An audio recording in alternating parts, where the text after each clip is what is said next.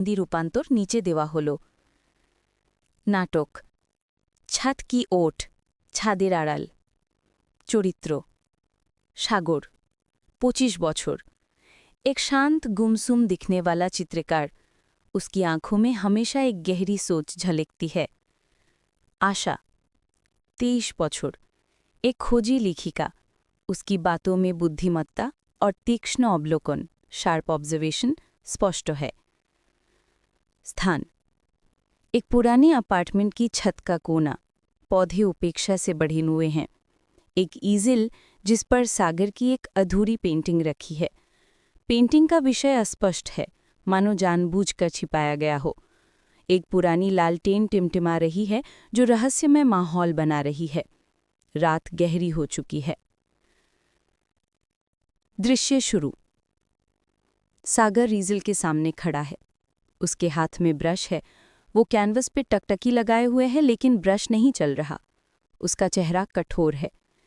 आशा एक छोटी नोटबुक लेकर एक कोने में बैठी कुछ लिख रही है। उसकी आंखों में संदेह है। आशा सूखी आवाज में, क्या हुआ? ब्रश क्यों रुक गया? कहीं तुम अपने कैनवस में भी कुछ छिपाने की कोशिश तो नहीं कर रहे? सागर बिना देखे, छिपाना? मैं तो बस रोशनी और अंधेरे का खेल देख रहा हूं आशा। जैसे तुम अपनी लेखनी में शब्दों के पीछे शब्द छिपाती हो, वैसे ही मैं रंगों की आड़ में हकीकत उकेरता हूं।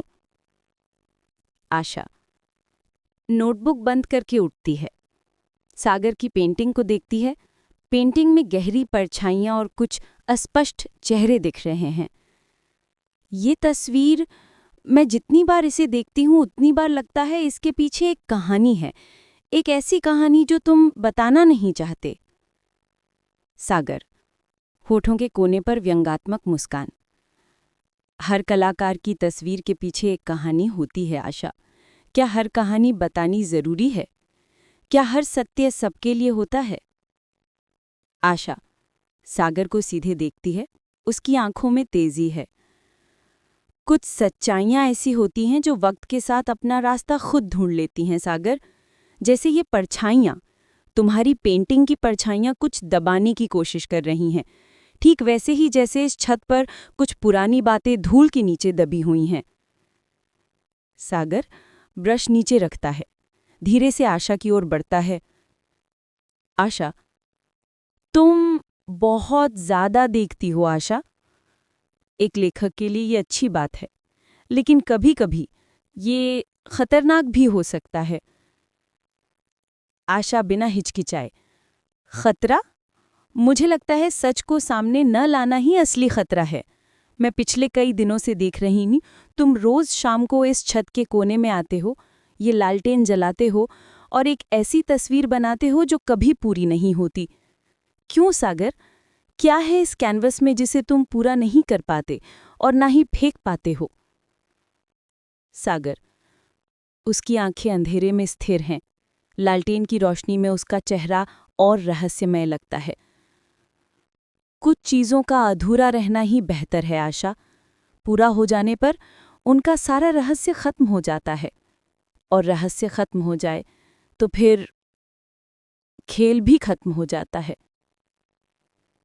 आशा सागर के बिल्कुल पास आकर खड़ी हो जाती है, फुसफुसाकर, क्या तुम कोई खेल खेल रहे हो सागर? या तुम खुद ही किसी रहस्य का हिस्सा हो? इस छत की कहानी सिर्फ रोशनी अंधेरे की नहीं है, ये कुछ और है।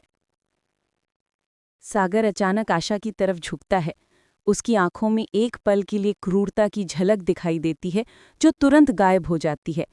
वो कुछ कहना चाहता है लेकिन रुक जाता है। पास के एक गमले से कुछ सूखे पत्ते गिरते हैं। हल्की हवा चलती है। दोनों के बीच एक ठंडी चुप्पी छा जाती है।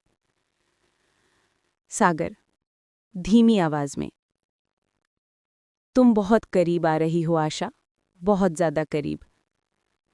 आशा आंखें नहीं हटाती। शायद करीब आकर ही मैं असली तस्वीर देख पाऊंगी, तुम्हारी इस अधूरी पेंटिंग की तरह, जो पूरे होने के इंतजार में है। सागर कुछ देर तक उसके चेहरे को देखता रहता है, फिर धीरे धीरे ईजिल की तरफ लौट जाता है। आशा फिर से अपनी नोटबुक खोलती है, लेकिन उसकी आंखें सागर से नहीं हटती। लालटेन की रोशनी और टिमटिमाती है, मानो किसी भी पल बुझ जाएगी। यवनिका। पर्दा गिरता है।